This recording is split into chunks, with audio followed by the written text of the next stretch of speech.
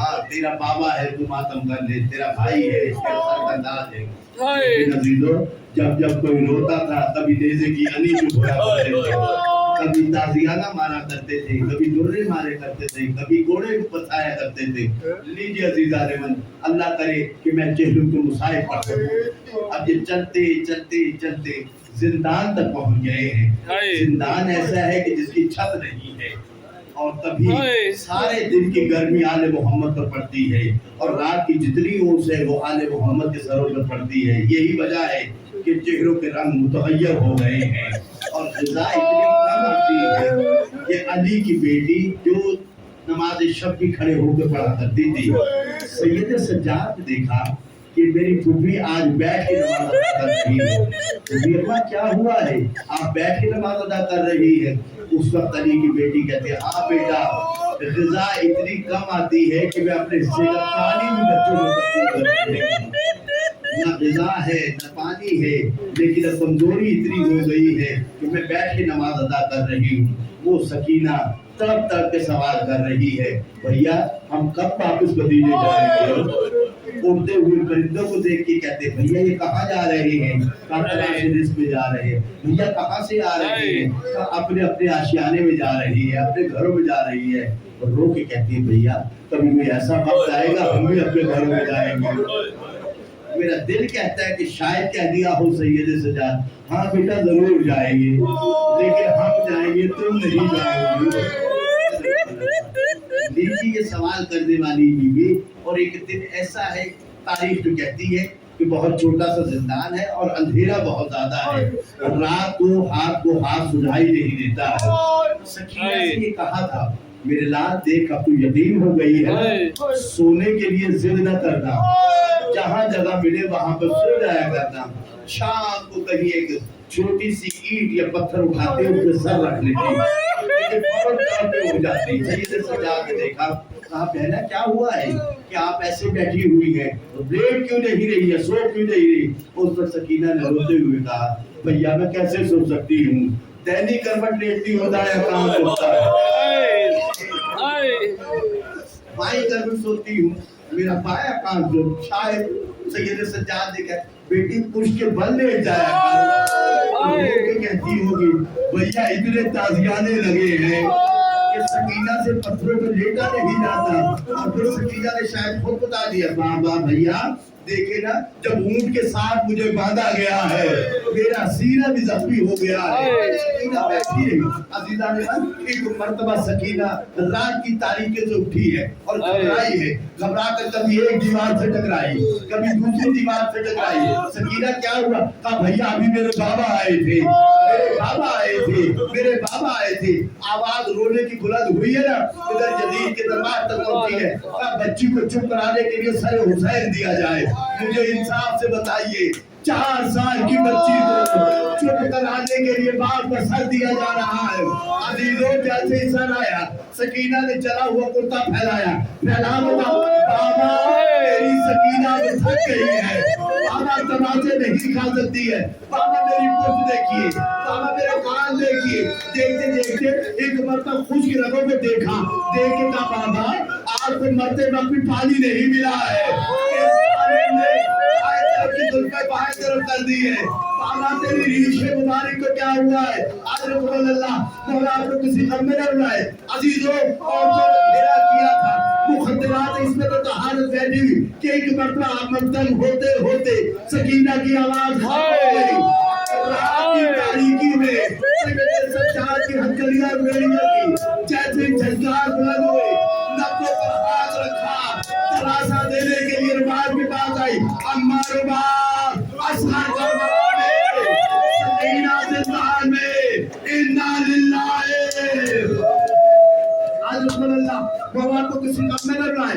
लीजिए रिहाई मिली है।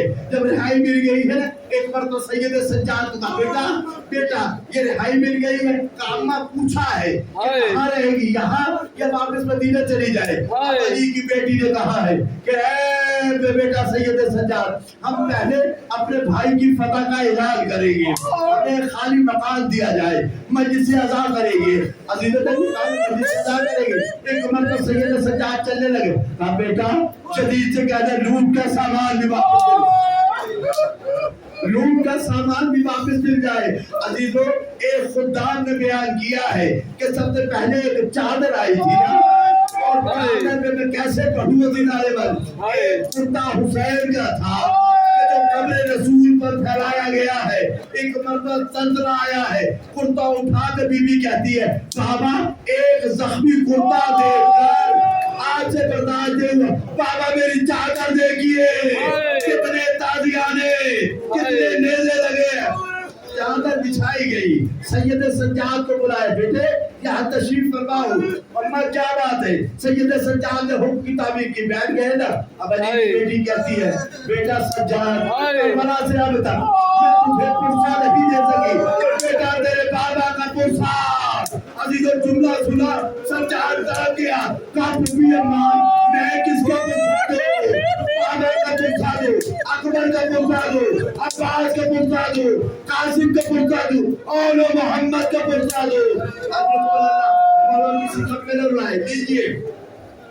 سرائے شہداء آنا شروع ہو گئے, ایک ایک آتا گیا, بی بی استقبال کرتی گئی. سر حسین آیا ہے, سب بی بیاں جمع ہوئی.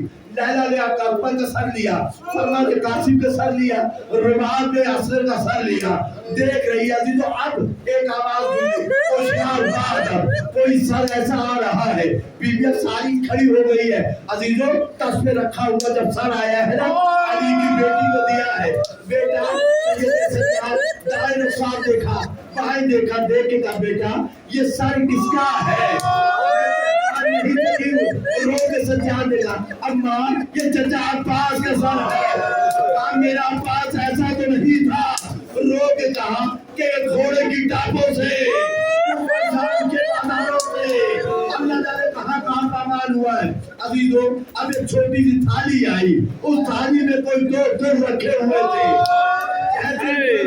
ایک مرتبہ زندان کی طرف چلے, چل کے کہا بیٹا یہ دور آ گئے ہیں جس کے لیے حضرت اللہ حضرت اللہ مختلف چہرے پڑھتا ہے. عزیز عالمان منزلیں طے کر رہے, آج بہت نہیں کرتا ہے, بہت آپ نے پرسہ کیا ہے, بہت گریہ کیا ہے, لیکن یاد رکھیے دریا بہا دیے جائے لیکن سکینہ پہ لگے والے ایک تماچے میں بدل نہیں ہے. بسر باب ازا ایک مرتبہ جب محفل تیار ہوئے ہیں نا تو دیکھا کہ بیوی رواج نظر نہیں آ رہی ہے. تاریخ نے لکھا ہے کہ جب کربلا سے چلے تھے 45 صوفوں کا یہ قافلہ چلا تھا, لیکن جب وہاں سے چھاڑتے چلے کتنے اونٹ چاہیے, رو کر سجاد نے کہا 7 اونٹ چاہیے ہے. عزیزوں نے باقی کے کہاں گئی سواریاں جو بیٹھے ہوئے تھے. عزیزوں جو ظاہر ہے بتائے گے جو چھوٹے چھوٹے بچے تھے دامن پکڑے بیٹھے تھے, ماں کے ہاتھ میں سے پنج بندے ہوئے تھے. جب اونٹ تیزی سے چلتا تھا بچوں کا ہاتھ چھوٹ جاتا, بچہ کہتا اماں کہتی خدا کے حوالے. حضرت اللہ مولا کو کسی خط میں اللہ سلام کے آرے بیعتی لیجئے. عزیز عالمان جب پہنچے ہیں نا تو دیکھا رواج نظر نہیں آ رہی ہے. سید سجاد چھوٹی کمر سفید ریش کے ساتھ پہنچے ہیں. جب وہاں پہنچے دیکھا رواج گریہ کر رہی ہے. ہاں رواج کوئی پیغام دیکھا مدینے جا رہی ہوں. بس اس وقت شاید سکینہ نے کہا ہو اماں مدینے جا رہی ہے نا تجھے ضرور پیغام دینا. سغرا اچھا ہوا مدینے رہ گئی. شام کے لوگ بہت ظالم ہیں, ہم اندھیرے میں رہے. بتانا میرے رخسار زخمی ہوئے, میرے کان زخمی ہوئے, مجھے تماچے بھی لگے, میری پل زخمی. بس عزیز عالمان میں منزل تک پہنچ گیا ہوں.